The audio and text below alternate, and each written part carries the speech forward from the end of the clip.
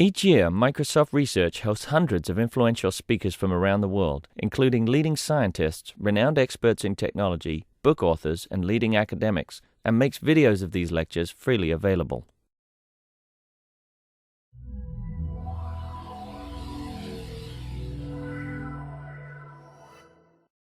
My name's John Nordlinger. I work at Microsoft Research in the area of gaming and all. And I'm very proud to introduce Ian Bogost. Ian Bogost is an expert in the area of serious games, persuasive games. He's an assistant professor at Georgia Tech and a principal at Persuasive Games, the company. Ian has come out with a second book, Persuasive Games, which we have on the table.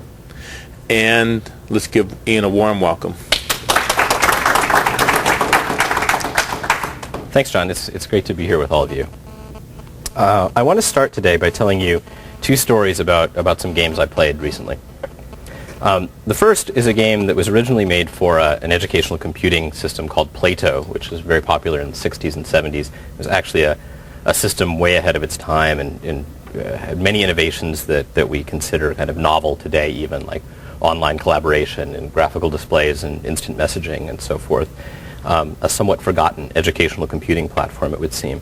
One of the games, you can call it a game, you can call it a piece of educational software, that was created in this machine is a game called Tenure. And here you see an image of what it looked like, roughly, played on one of the Plato terminals. It was created in 1975-76, and the game is a simulation of the first year of high school teaching.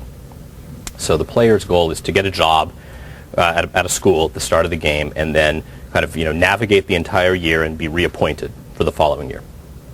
And it sounds simple enough, right?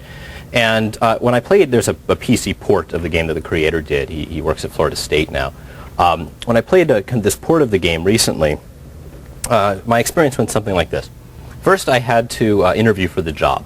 And as I interviewed, the principal was asking me questions, and I wasn't really sure where she was coming from. Why was she asking me about this or that? I don't know anything about her. I'm kind of guessing and saying, oh, this sounds like what I would do.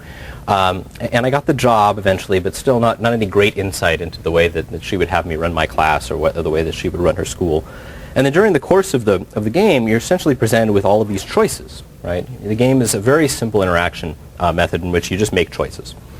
So in one case, I had a student, for example, who had to he was coming to class late, kind of time after time, and the game asked me what I wanted to do about this, right? And it gave me a number of options, and one of them was like chiding the student and sending him to detention, and another was trying to talk to him and kind of empathize, figure out what was going on in his life. It was causing him to be late, and there were several other options. And I thought, well, I'm an empathetic teacher, right? I'm going to talk to my students, and I care about them. So I said, okay, what's going on? And he said, well, it's Mr. Green. It's Mr. Green, the math teacher. Mr. Green is keeping us late after the bell to do the last problem on the board, and his classroom is all the way on the other side of the school, and so I just can't get over here in time. So I made one decision, and this opened up this new tree of decisions that I have to make, because I've got to decide, do I go and approach Mr. Green and talk to him, because he's a more senior teacher than I am, and the game has this kind of nice gossip system that's built in, and there's a teacher's lounge, and people will go and talk in the lounge about you, and you can kind of invest time there, or you can invest time in your students, and that'll create empathy with them. You can make seemingly menial decisions, like whether you're going to have your students sit in rows according to their alphabetical last name, or let them sit wherever they'd like. It's all of these kind of nested decisions, right? And what the game is about, I think, is essentially that teaching, being a teacher, is more about personal and institutional politics than it is about education, right? This is an interesting lesson to try to teach as part of a game that would supposedly help new teachers understand and navigate their first year. So that's one example. This is another game. It's a game called Animal Crossing. It was first created for the GameCube, and there's a Nintendo DS version as well. And are some of you familiar with this? Maybe played this game? This is a very curious video game. You essentially run away from home, or you leave home, and you're this little human-like creature, and you see some of those on the screen there. And you move into this small village, and it's inhabited with animals. And you can kind of do all sorts of little things in the town, and basically you live this kind of very mundane, ordinary life in which you can fish and you can garden and you can do all sorts of other things. When the game starts, you've just arrived by train into Animal Crossing, and you realize, God, I don't have anywhere to stay. I don't have anything. Right? You're just kind of certain you're back. But luckily, there is a local real estate tycoon, a raccoon named Tom Nook, and Tom Nook says, "Oh, I've been expecting you. I'm sure you're all ready to get set up, and here's a house for you. And then he finds out that you don't have any money, right?" And he's, of course, very startled and says, "Well, it's okay. We'll work something out." And you work out an arrangement. And the first thing you do in the game is you get a mortgage. So this is the first action in the game is you've now got a mortgage that you've got to work off. And you start by working in his store, and they very cleverly integrate this sort of tutorial of learning to play the game into working for him in the store. And then over time, you're kind of released into this sandbox-like world, and you can make decisions about what to do. And you can collect shells, or you can go fishing and sell the fish to Tom Nook, who's kind of the main commercial outlet in the world. You can sell things and then pay down your mortgage, or you can buy stuff. You see here on the screen, someone has purchased a wide array of NES games that they can play via an emulator, or the balloon or the little stand. You can kind of customize your house. And of course, once you pay off your mortgage, Tom Nook is happy to offer you an expansion on your home. Perhaps you'd like a basement or a second floor, or a larger space to store your stuff in. And this is essentially how the game works.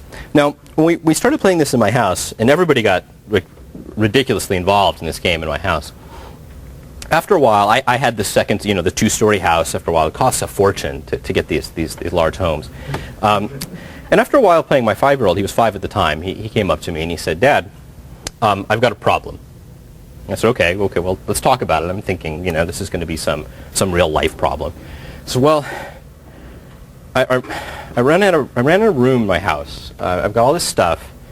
I don't have any room for it. I need to get a bigger house, so I can. He's talking about his Animal Crossing house. I figure out, right? I need to get a bigger house so I can store my stuff. And there's other stuff I want that I want to buy. But the problem is that I spent all my money getting the stuff I have, and I can't afford my mortgage to pay it off so I can get a bigger house. And so, he played for several hours and had completely fallen into the standard consumer trap, right, of long-term debt that all of us are at risk of. And he had done this in this kind of safe environment in the game. And so we sat down and we kind of talked about, long-term debt. And I'm pretty sure that he learned maybe 80 or 90% of what he ever needs to know in his life about long-term debt playing this game. Thankfully, there's no accrual in Animal Crossing. That would really be awful. We kind of use this as an opportunity to talk about it. So this game, it's very complicated, and there's a lot more to say about it, but the game is about a kind of a trade-off, right, between the acquisition of goods and property and a kind of pastoralism that takes place in this kind of garden-like idyllic world around. So these two games, I think, suggest a question, okay, of games in general, and that question is this. These games seem to be making arguments. They seem to be trying to make claims about the world, right? Claims like teaching is about institutional politics, or there is a balance between the acquisition of consumer goods and kind of happiness and pleasure, right? And those are complicated arguments, right? Those aren't simple arguments. How do they do it?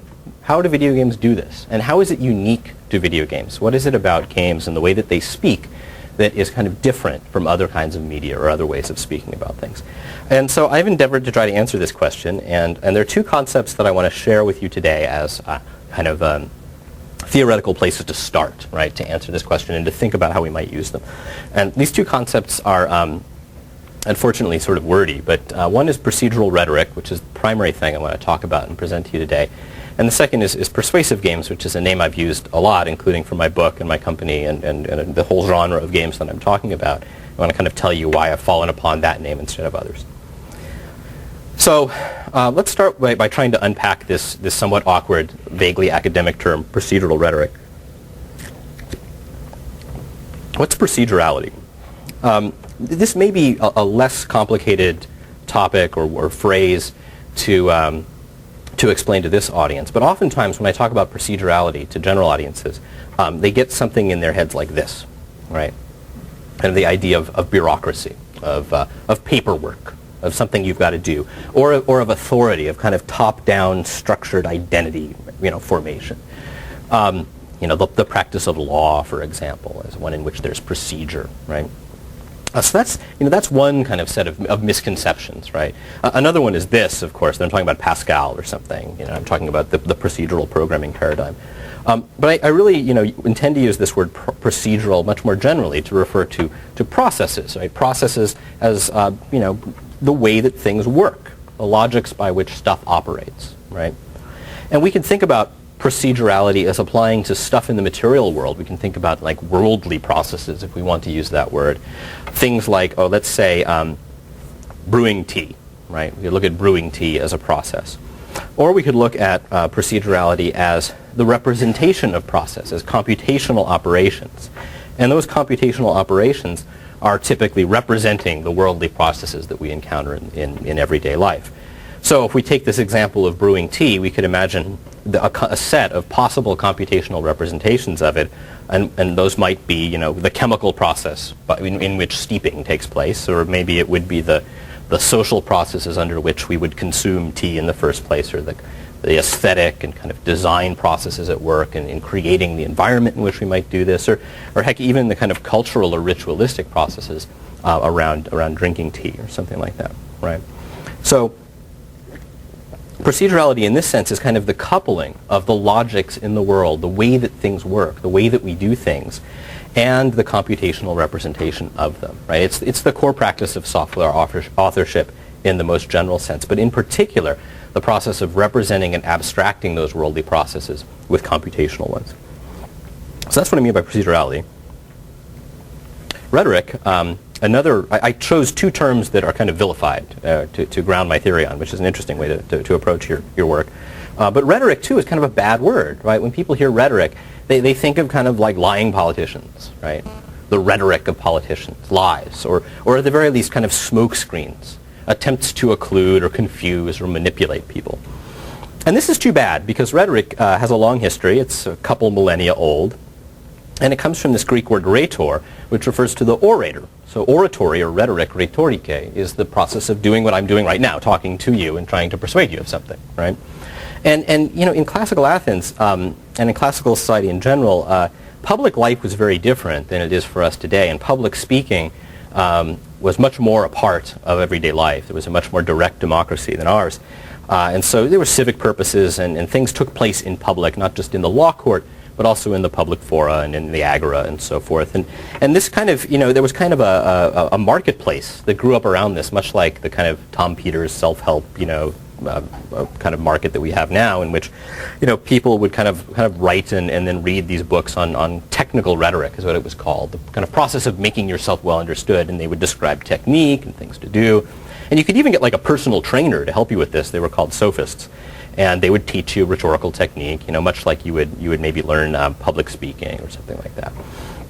And Socrates didn't like this practice. He considered it a form of flattery, right? Rhetoric was a way of telling people what they wanted to hear. But Aristotle kind of resuscitated this notion of rhetoric from the criticisms of Plato via Socrates, and tried to re-articulate rhetoric as a philosophical activity. And in particular, it was not just persuasion of any kind, not just flattery, but persuasion toward correct judgment, right? You're trying to persuade someone to make the right decisions, and if you know anything about Aristotle's thinking, this falls under his notion of the four causes, and the final cause would be the correct thing to do in a particular case. And over the years, over the millennia, rhetoric changed and evolved in meaning. By the Middle Ages, certainly there was not just a kind of oral culture, but also there began to be a written culture in illuminated manuscripts, and then of course later in the printing press. And rhetoric, as a concept, was extended to account for other modes of inscription, especially written inscription here, but other kinds of inscription that weren't just oral. And we thus see rhetoric gain a kind of second, more general meaning than just persuasion, also expression, the art of effective expression. And this continues through the 19th and 20th century, and there were many examples of attempts to kind of reinvent rhetoric for new media, including photography and design and cinema and so forth. And I'll talk more about that in a minute. So we have rhetoric as the art of persuasion, the art of effective persuasion and expression. There's a kind of trying history of the intersection of computation and rhetoric. And I want to explain some of it so that you can understand why I think it's insufficient. In rhetoric is kind of largely a field that comes out of composition, out of English, out of literature, and not necessarily a place that understands what computers are and how they work. So where we see computers come up in the field of rhetoric, there's one of two places. One of them is the so-called field of visual rhetoric. And, not surprisingly, visual rhetoric is all about how visual media persuade, and we're thinking about things like, photographs or drawings or graphs and tables, right? So kind of Edward Tufte sort of stuff would fall into this category from a rhetorician's perspective. Moving images like cinema might also be construed as visual rhetoric. And visual rhetoricians consider this mode particularly important in light of the trends in global mass media like TV and advertising and so forth. And this is just to give you a kind of a concrete example, a very famous photograph that has often been used lately in discussions of visual rhetoric. And of course, what we see here is not just an image from September 11th, but also a kind of an homage, right, to this image of Iwo Jima. And here what we have is this visual homage, not only kind of communicating the tragedy itself, but also the notion that this idea of war, right, that's represented here is kind of brought on shore, right, in the aftermath of September 11th. Just one example. There's lots of things we could say about this photograph. So that's visual rhetoric, and typically the argument there is that there's computers are images, image-producing devices. The second is digital rhetoric, and this is an even worse term. Digital rhetoricians, kind of looking at the ways that traditional rhetoric works in digital spaces, especially stuff like email, websites, message boards, blogs, wikis, this sort of stuff. And what you see here is the attempt to take we'll call them legacy media, and look at the ways that those have been kind of recast or redistributed on the computer, and reimagine the ways that we write, the way that we produce images in that kind of domain. Okay, so I think these two fields are totally insufficient to explain the two examples I started with, for example. And the reason is that if we take the visual rhetorician's perspective, even if we admit that computers do seem often, not always, but often to be image-producing machines, the way that they produce images is not by photographic means or by design means or by the means of painting or other kinds of artistic practices. They do it in code, right? And they might do it in code differently. So, for example, if you take a computer like this one, my favorite video game console, and you ask, well, gosh, what if I wanted to make images with it, like, say, the pink background in combat? Then you might be tempted to kind of read this from the perspective of a designer or a photographer, and you totally miss the fact that, well, the Atari actually has no video buffer, there's no frame buffer, and in fact what you get are 2.5 bytes of data mapped to 3 registers, and because there's no frame buffer, the programmer has to interface with those on every scan line, and by the way, there's only enough data there for half the screen, and it so happens that the chip that interfaces with the video display will just double it for you, right? So when we look at this from this perspective, it's all about code, and it's very, very little of it is really about the image that we see on the screen.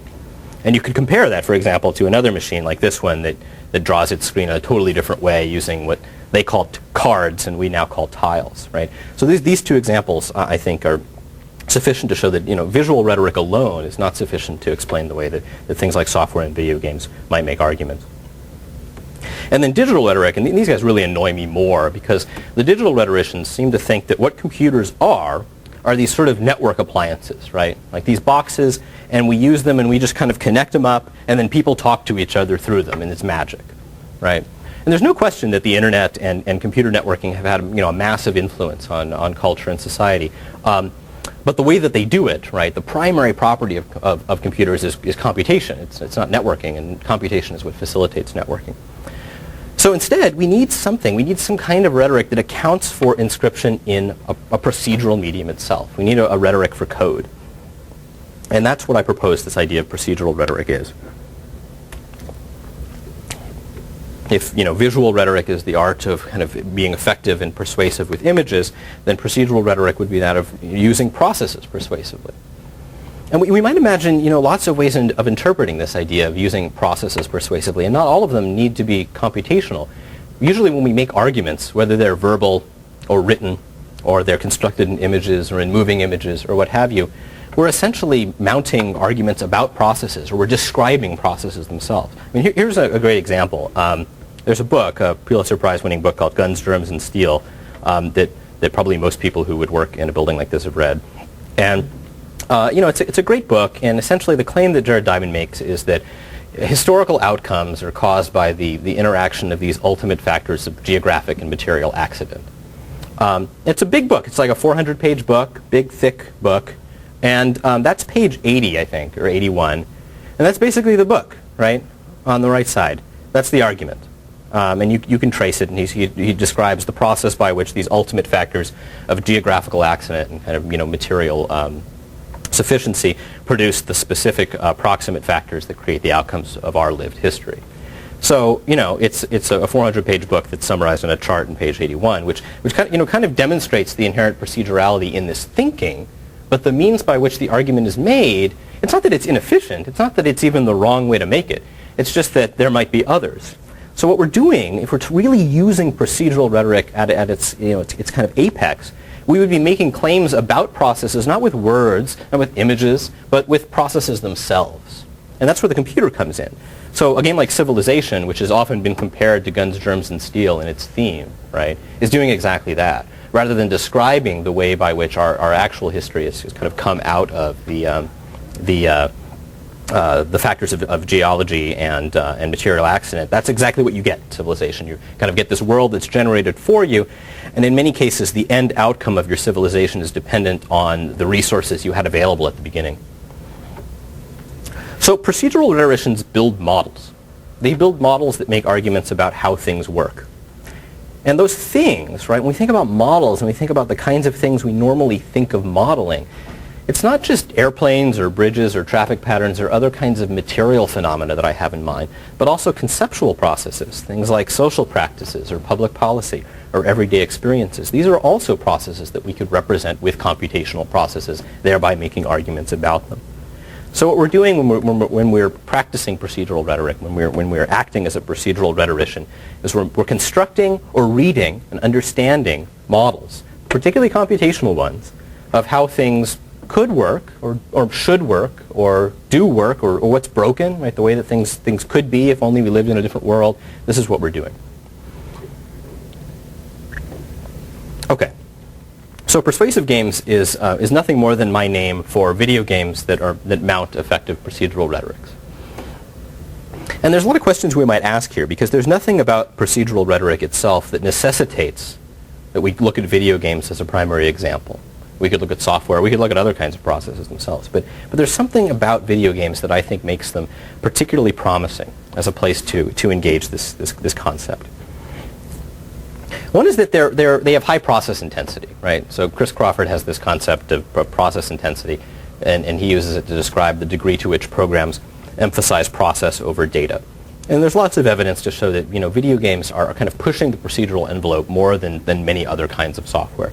We already have this tendency to do more in code, right, than we're doing in data with things like video games. So that's one rationale. Another is that video games aren't tools. They're not like spreadsheets where what we're trying to do is maybe reduce the number of clicks needed to accomplish some task in the world. They're trying to say something. And yes, admittedly, the kinds of video games that we have today aren't necessarily trying to say something very sophisticated.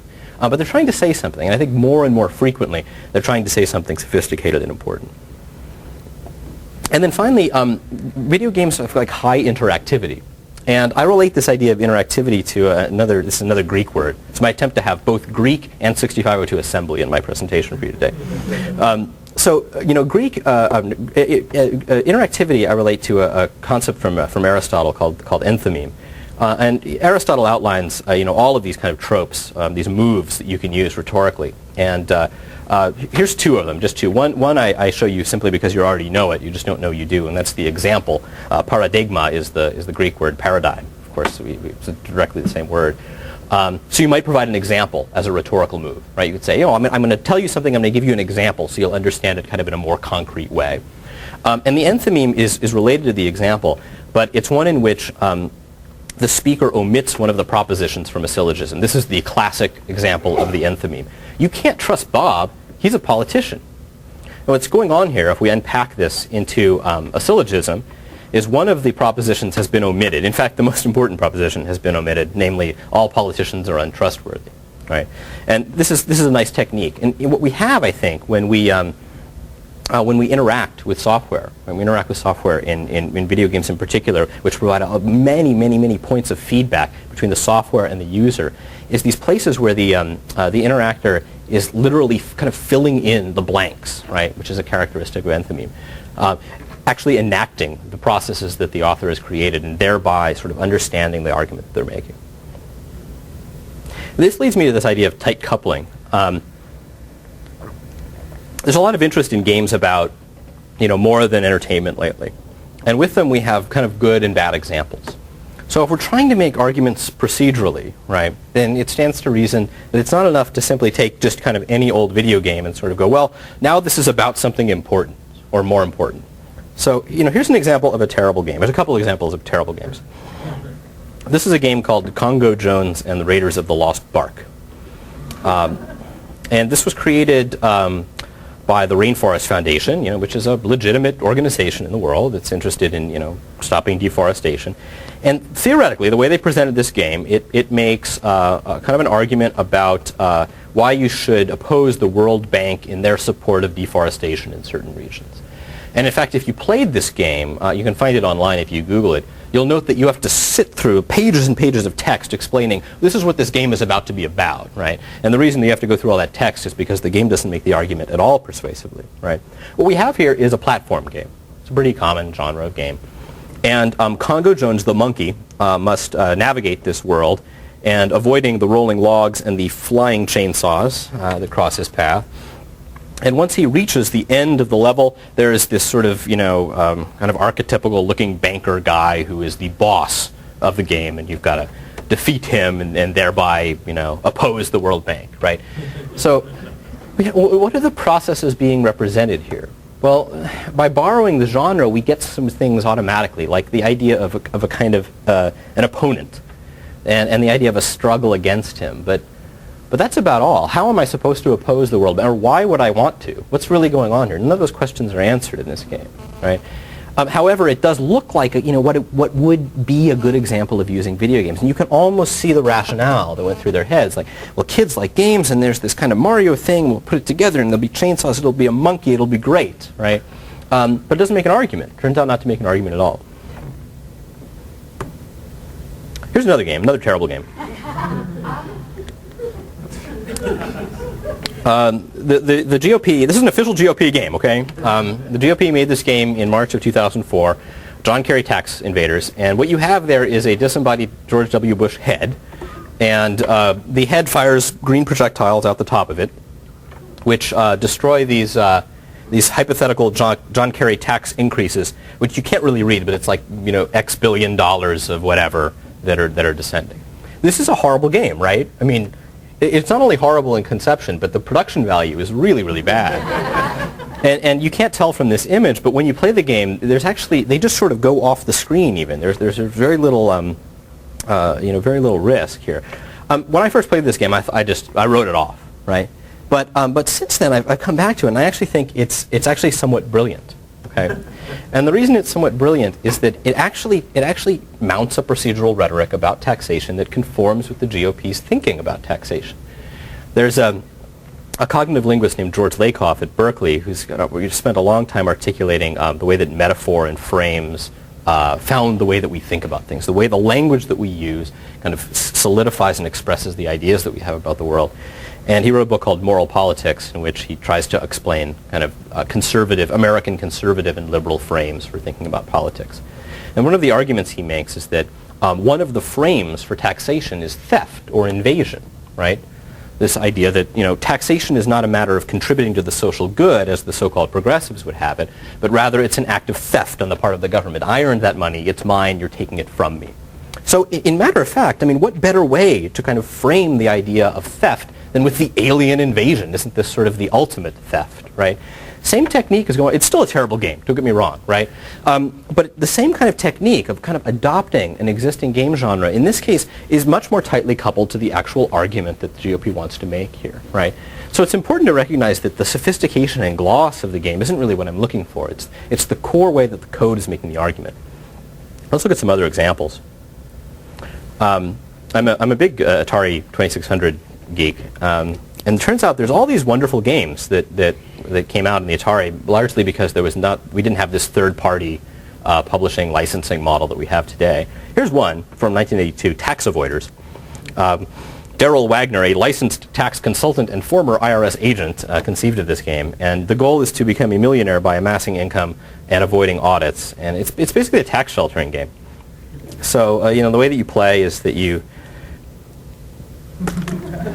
and there you are, and you're trying to collect the dollars, and the things that look like Q*bert snakes are red tape, right? So here again we have this kind of mapping of these concepts to physical movement, which is something that's very common given the styles of games that we have access to. And you're supposed to collect income, and then every quarter, at the end of the quarter, you get this kind of tax shelter screen. You can shelter income and investments.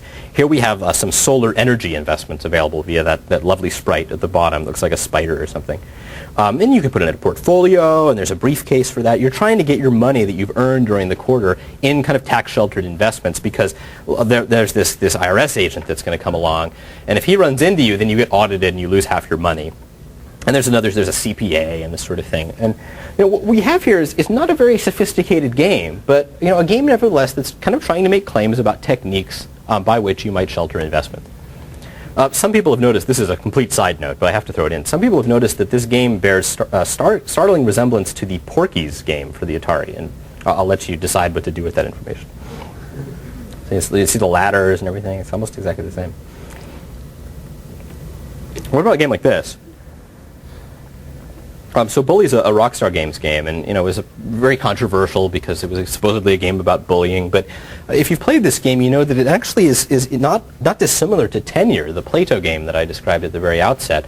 The difference is that you're a student instead of a teacher, and basically what you're doing in the game is kind of navigating the social politics of high school kids and cliques and teachers and parents. And while there are kind of more and less interesting things about this game, it does seem to me to be making an argument about the way that social politics in schools influence kind of the lived life of high school. Or Spore, we were talking about this just beforehand. Spore, if ever it is released, Spore is really a game about astrobiology. It's a game that makes a claim about the way that life in the universe works. And it does this in a kind of very roundabout way. And it's not about the kind of powers of 10 thing. It's about this idea that once you get to the very top, you can go and kind of, abduct life forms from one planet and drop them onto another, which is a particular theory in astrobiology that Will Wright has articulated actually in public that is kind of an inspiration for the theme of this game. That's another example. This is America's Army, right? America's Army is a really sophisticated game. And there's a lot of stuff going on in here. One is the kind of logic of the Army itself, what it means to be a soldier in the American Army. And they've modeled things that don't usually get modeled in shooter games like this, like having to breathe at the right moment in a firing sequence, or having to abide by the Army's rules of engagement, and if you violate them, then you end up in the brig, and having to deal with the chain of command, and the chain of command being tied to a kind of moral imperative, and there's an honor statistic, right, in the game. Once you kind of complete things, you're rewarded on the basis of those achievements.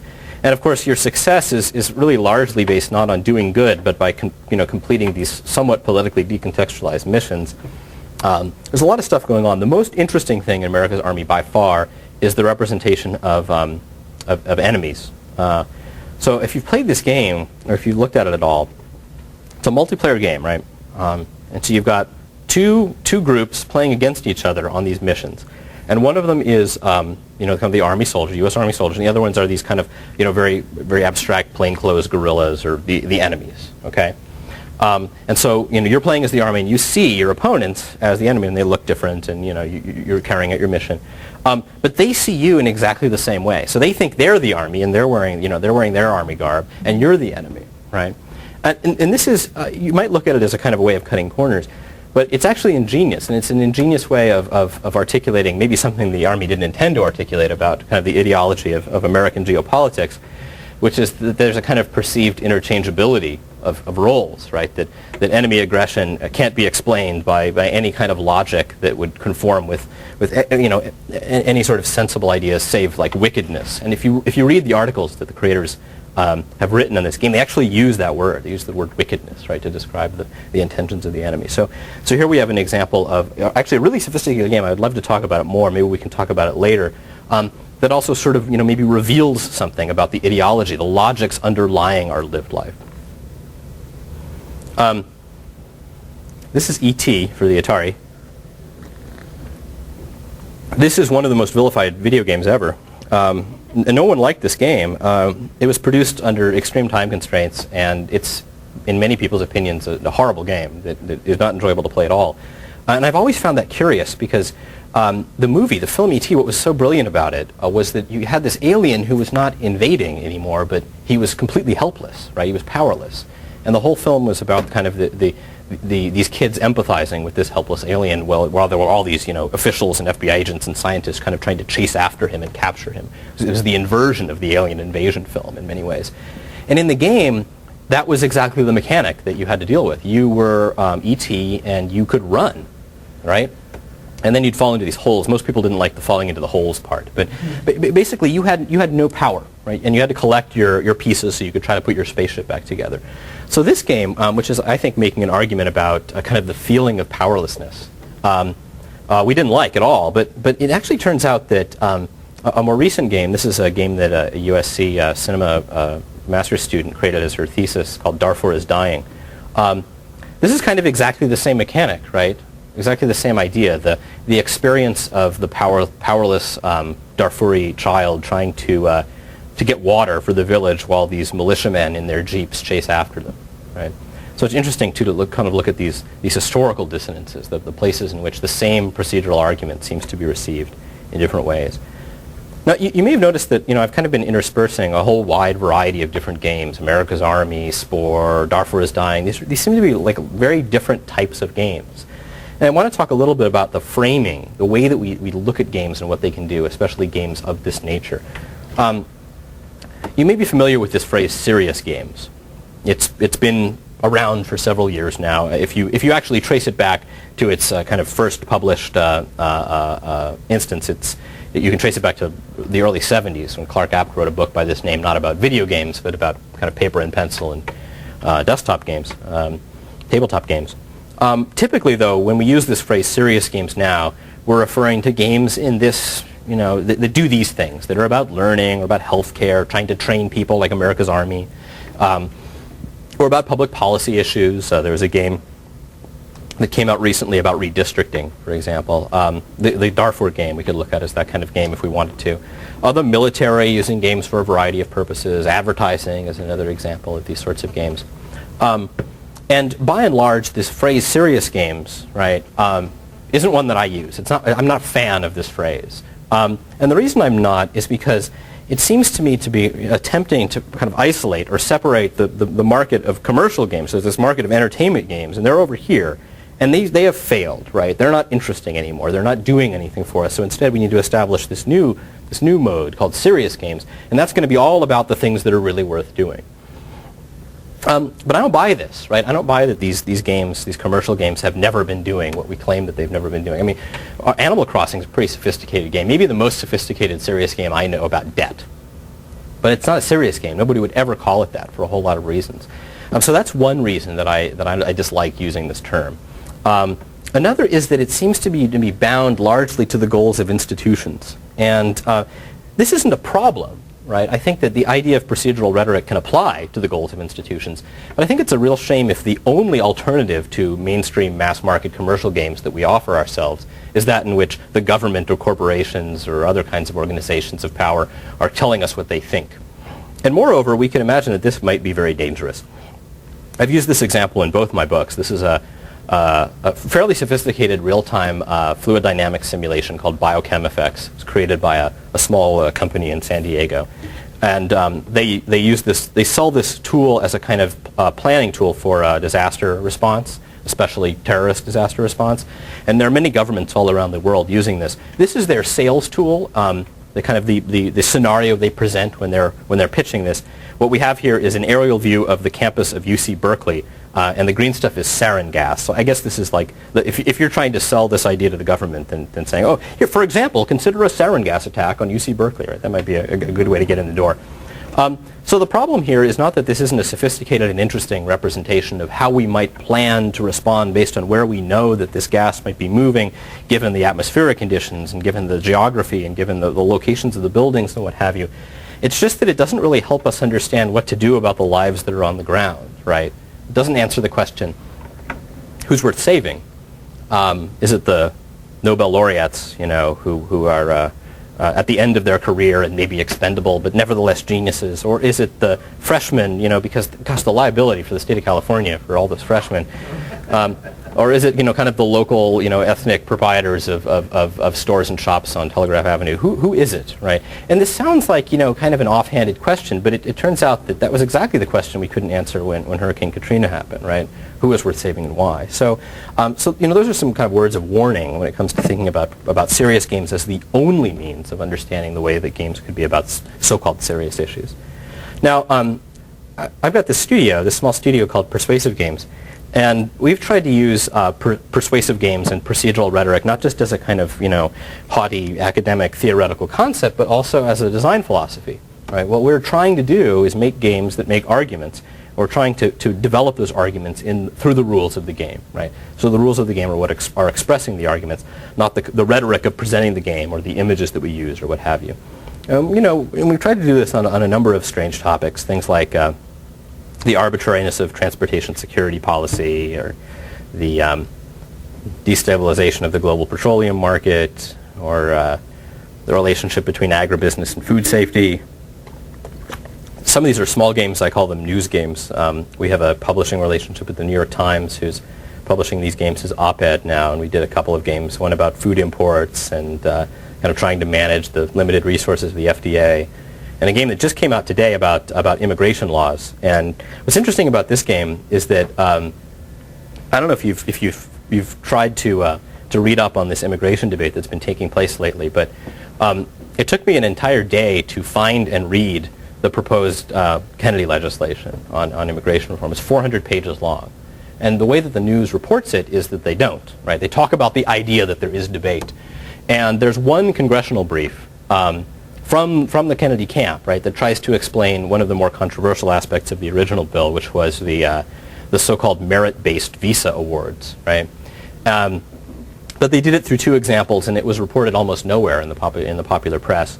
So this was a game about that, right, about the logic of proposed legislation and kind of the arbitrariness and bureaucracy of it. So that's another example. We've been working on a game called Fat World, which is a game about the politics of nutrition. It was commissioned by PBS and the Independent Television Service. And I wanted to make a game about obesity that wasn't about kind of personal control and the idea that you weren't eating right or exercising right, but the idea that there were socioeconomic conditions that made that easier or harder. I also wanted a game in which you could die, right? You could really have health conditions that killed you. A game in which you could customize not just the way you looked, your hair color or something, but your health, and your obesity and your predispositions and what have you. In a game in which you would have to shop for food and decide what to eat, and you'd have to deal with the economics of shopping for food and the idea that how much or how little money you have actually makes a difference when you go to the store, and in which you might be able to construct recipes and you might be choosing things for their cost or choosing things for their health, and in which the availability of fast food over wholesome food might affect the health of people in the world around you, right? So all of these factors and the interconnectedness of them, right, or where the argument lies in games like this.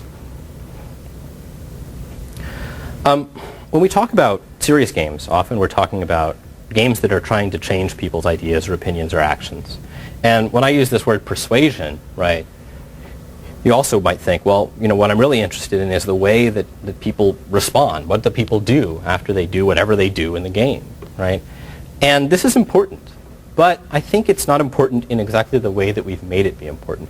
When we're talking about video games for uses outside of pure entertainment, we're not just talking about immediate outcomes. We're not just talking about playing a game and then doing well on your math test or something like that. And if we return to this idea of rhetoric as a frame for understanding the way that video games can make arguments, one of the things that's always been a part of rhetoric, the field of rhetoric, is not action. It's not so much what you do, it's how you do it. It's deliberation. It's considering an argument and trying to incorporate it into your worldview and then trying to respond to it in sophisticated ways, not simply being manipulated or being constrained by technology. Some of you may be familiar with B.J. Fogg's work on persuasive technology, and he's at Stanford, and he's a friend and colleague of mine, but I disagree fundamentally with some of his approaches because they're largely focused on using technology to constrain what we can do. So now we're behaving within the frame that the technology provides us, but we may have no idea why. So I want to give you two examples of how you might think about outcomes and deliberation, and they're examples that come from my game design practice. Back in 2003, we did this Howard Dean game, okay?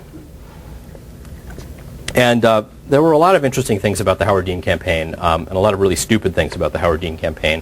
One of them, I'm not sure whether it was interesting or stupid, was the fact that they made the first, endorsed video game for an election.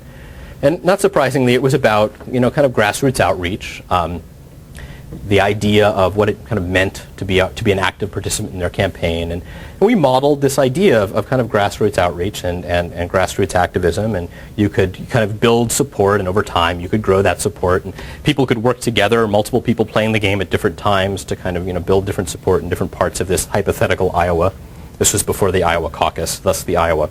And you could also kind of do the concrete activities that you would take part in as a candidate advocate, like door-to-door canvassing here, or sign waving, or handing out pamphlets, or what have you. Simple game, very quick game, not a super sophisticated game. So when I looked at the ways that people were talking about this game after they played it, it was pretty interesting. Some folks seemed to do kind of exactly what we had in mind, or what the campaign had in mind, right? Shows in a very concrete way what supporters can do to help. This was a problem that they had, right? They were talking about getting involved in this abstract way. What does that mean? Go to a meetup. What is that? Where? Why? How? What am I going to do? It demystifies the process, right? So, some kind of senses of success in that sense. It shows how spending resources, time and money, is actually an investment in other things, right? So the things you do here may take away from doing things there, and that idea that the campaigning was actually kind of a process itself that they might understand. Other people, and I don't know how much of this is true, but oftentimes when I show this game, people say, "So, could you tell who voted for Dean after they played the game?" No, right? No way. I did find some places where people seemed to suggest that they were immediately springing into action. Oh, it kind of tricked me into volunteering, or oh, maybe I will go canvassing after all in Iowa. But I think these are few and far between. Rather, the most interesting discussion I saw around this was that of opposition, right? For example, the idea that, oh yeah, sure, you show people your sign and then they're going to do whatever you tell them. Or this is a hypothetical world in which the major enemy of the candidate is dogs, right? The dogs that were standing at the front of the doors when you were canvassing. And maybe most sophisticated, the realization by one critic that this game shows just how similar all these campaigns really are to one another, right? Why not just take Dean off and put Bush on? Isn't it the same idea? Isn't it the same game? Really, what does politics have to do with policy anymore, right? What Dean says doesn't matter in this game or in the world, and in fact, he hasn't told us what he said at all. So we took all this information. I thought this was the outcome of the game, in other words, right? The outcome of the game is interesting. Some people are kind of more motivated and have a better concrete understanding, but the discussion it created was, tell us about your policy. And so we took all that feedback and sent it up to Burlington, and they ignored it, and then they lost the caucus, and that was the end of the campaign. So I like to take responsibility for kind of figuring out their campaign failure before they did. Not really. This is one data point. It's one interesting kind of place to look, and it's not about what people did. It's about kind of what they did with what we gave them. That's one example. This is one of our games, one of our original games. It's a game called Disaffected. And Disaffected is a game about working at Kinko's and kind of the crappy service you get at Kinko's. So you play the game, and you have these characters in the store, and people come in and they're trying to get their orders, and you've got to deliver the orders, but your coworkers keep like moving the orders around, and there's no telling where everything is, and so you've got to go searching for the right order. People start to get impatient, and sometimes they just like don't feel like working at all, and then you can't move them, or sometimes they get confused and the controls invert, and so it's really difficult to use them. And most of the time, customers come back because it didn't go right, and they didn't get the order they wanted, and it didn't go the way that they thought it would. So we're kind of flipping roles and putting the player in the role of the worker at this store. And responses to this were interesting too. I mean, a lot of people kind of saw the connection to other sorts of cultural topics about the idea of disaffection, right? Can't wait for the next Kevin Smith flick, try Disaffected, or probably the best one-liner that I should steal for marketing. All the fun of a soul-destroying job without the pay, right? But other folks connected the kind of namedness of Kinko's as a kind of critique of advertising, which was also something that we had in mind, right? Ad busters for video games. Or there's a lot of concern, especially around the time that we released this game, about the role of in-game ads in gaming culture, and a kind of a countercultural practice of opposing them. But most interesting, again, was maybe the folks who were seeing this as a kind of more complicated situation than just one of customer service, that there was some kind of tip of the iceberg that we were seeing that the game was presenting, in which these workers had crappy jobs for a reason, and you see one player kind of connecting it to the broader idea of the McJob. And then it turned out there was this like Kinko's employees, sort of organized like website place. They weren't a union, but they were trying to get their act together, and the Kinko's workers just loved this game. And they were kind of using it as there are more people who refuse to work and randomly move orders around for no reason in my store, right? But the idea of, in a similar way, E.T. or Darfur in a certain way, of kind of getting inside the shoes of someone else who has a different life and a different lifestyle from you. I could feel my sense of self-worth going right through the floor as I played, right? And that kind of being what the game is about, that working was a concept of having your sort of soul ripped out. And what did people do with this, right? Did they write a letter to Kinko's saying that, I think I would like to understand more about your labor practices? Did they treat the workers at Kinko's better or worse when they went in the next time? I don't know, right?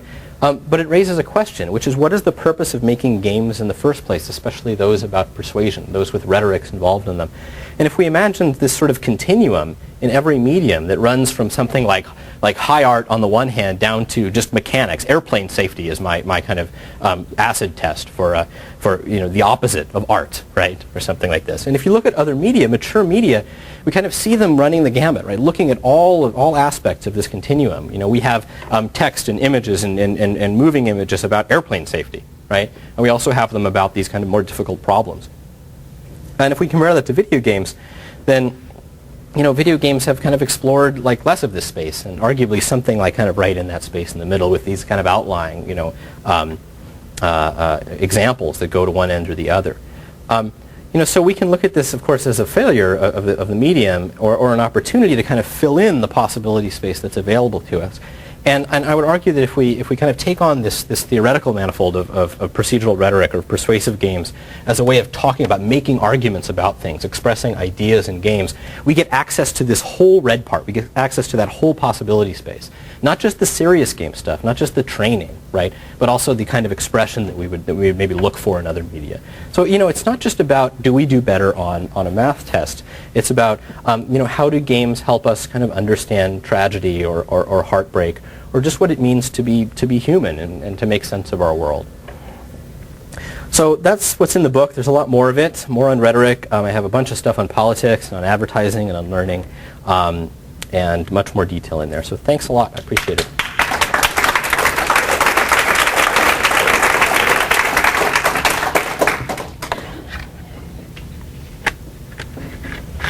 I think we have time. How much time do we have for? We have 15 minutes. Okay, great. So hopefully there are some questions. Otherwise, I'll have to make something up. Yeah. I'm wondering what kind of market there is for games with actual messages, because right now a lot of the entertainment games from EA or whatever, they just want to make a lot of money, sort of like the big Hollywood movies now. So I think that all of Rockstar's games count, actually. Right. I just don't think we give them credit for it. And granted, they're not actually doing as much as they could with the themes that they explore in the games, right? But it doesn't have to be just games that are explicitly and fundamentally and entirely about these kind of heavy issues. Even the obesity game I showed you is a little heavy-handed compared to other kinds of games. What would be great is to see kind of more rhetorical ideas, more arguments kind of pervade games of all kinds. So we would imagine having an experience that was simply more sophisticated in a game. It was also about something, right? That had kind of these little kernels of observations about the world or arguments about the world. I think that's what we see in other media largely. And then we also see, genres like documentary film, which are explicitly kind of trying to show or showcase a problem or a solution to some kind of world issue. So I think those are two ways of looking at it, right? You could imagine commercial games that are not kind of trying to go full overboard, but are looking at incorporating rhetorical ideas into their games. You could look at I look at documentary as an inspiration quite a bit, actually, especially now that documentary film has become sort of a mainstream consumable, right? And then, of course, there are so-called serious games that are, being created maybe specifically for these kinds of purposes. The market there, though, is I don't want to say it's untested because that's not exactly accurate. It's just that it's kind of a consulting market, right? So it's a different sort of marketplace. I think there's plenty of opportunity. I think this is totally market viable. Yeah, in the back.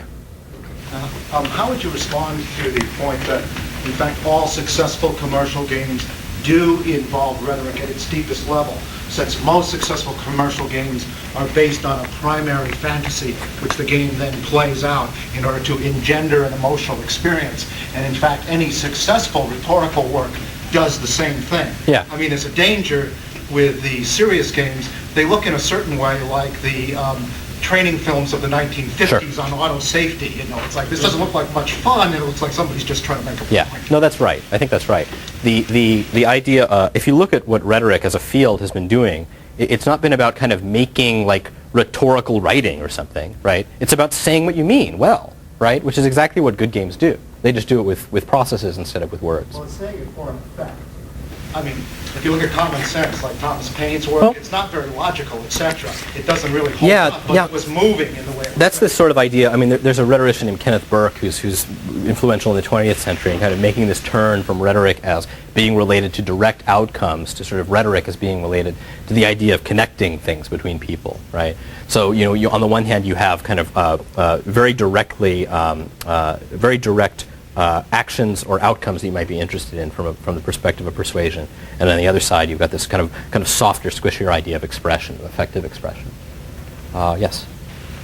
Speak a little bit about the overlap between like your persuasive game stuff with the ARG meat space games. Yeah. So those of you who don't know this term ARG, alternate reality game, the idea here is that these are games that are kind of overlaid in the material world. We're not playing them on screens necessarily, although we might also be, and they take place kind of all throughout the world.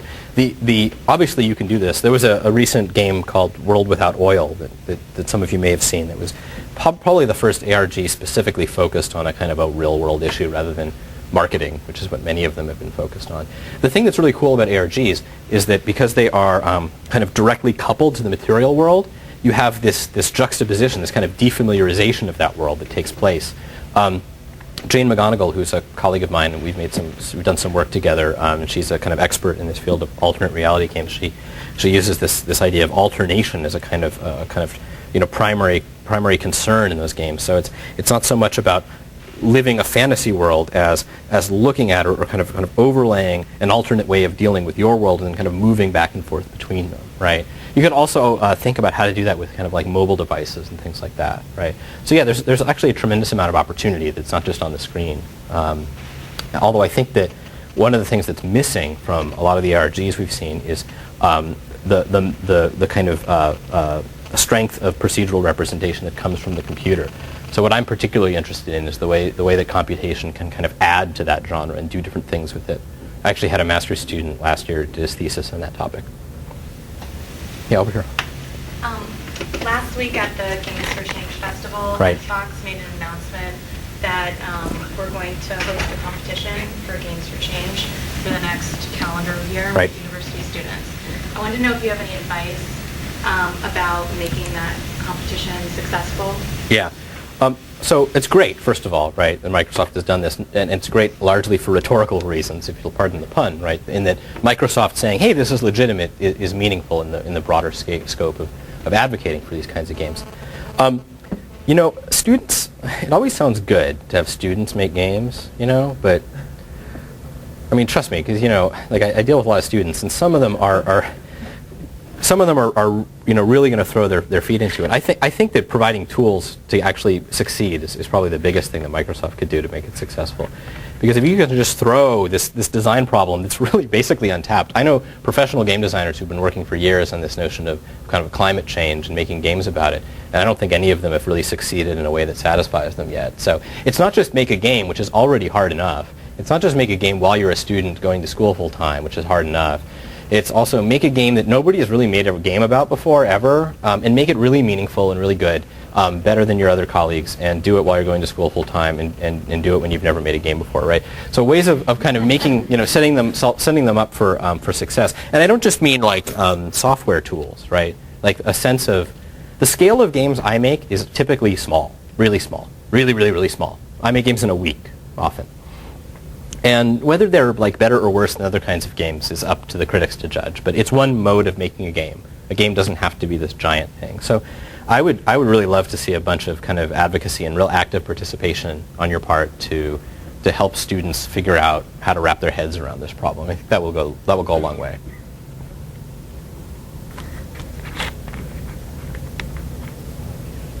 Mm-hmm. So looking back, I can see this concept of persuasive rhetoric in even board games. I mean, Sure, yeah, it's there. Like chess. Yeah, Monopoly. Where you were learning an interaction or something about the world through the game.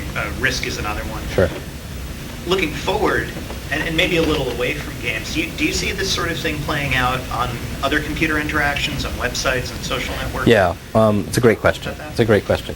There are a number of trends or kind of arguments that suggest that this sort of what we mean when we say video game is not just a particular kind of entertainment artifact, but is something bigger than that, right? And in fact, the reason I use the word video game, and I always use the word video game too, right, is just because like people know what I'm talking about, right? It's got this sort of cultural currency. I'm not saying it's like an entertaining, interactive, educational thing or something, right? You know, and that phrase I think will grow. Right, just like film grew, or just like comics did, right? I mean, we think about what a graphic novel is now compared to what it was in the 50s. It's different, and we kind of account for all of those things. A couple of things that seem to be happening. There's this sort of very nascent trend in and out of HCI to look to video games as a kind of interaction design model, right? Where now we might be taking kind of, you know, game interactions and putting those back into other kinds of software experiences. The strongest example of these is an emerging trend to look at multiplayer environments, virtual worlds, not just as a place to go for leisure or socialization, but maybe a place to go for work. What would it mean to work in those environments? Would you be more efficient? Would you kind of be more integrated? So that's one major example that I've been seeing, right? But the other, I think, would be just the idea that video games like computation are going to be everywhere, right? So the fact that you get onto the airplane is really, maybe it's because I travel too much, but the airplane is sort of my acid test, right? You get on the airplane and they show you a film about how to fasten your seatbelt. And you don't go like, oh my God, what is this? Like, this is breaking my mind. It's a film, but it's about fastening your seatbelt. I don't know what to do with this. No, you just go, you actually ignore it, right? That's what you do with it. So the idea that if you think about the idea of a game about fastening your seatbelt, which is an absurd example, and I'm not literally suggesting that someone make it, it would be an art object probably, but if you imagine that sort of idea, the idea of like little gamey things just being everywhere, and we pick them up and we kind of go, okay, like this is some kind of game-like thing, and I'm going to do with it whatever I might do with it. I think we'll see that kind of enter all sorts of other media. I mean, what we're doing with news is one example of that. Rather than trying to bring news to the game industry, we're just taking games to the news media industry and saying, hey, this is another way of editorializing. And that's maybe one moment, right, in that kind of trend that you're asking about. So those are two examples. There's probably plenty more.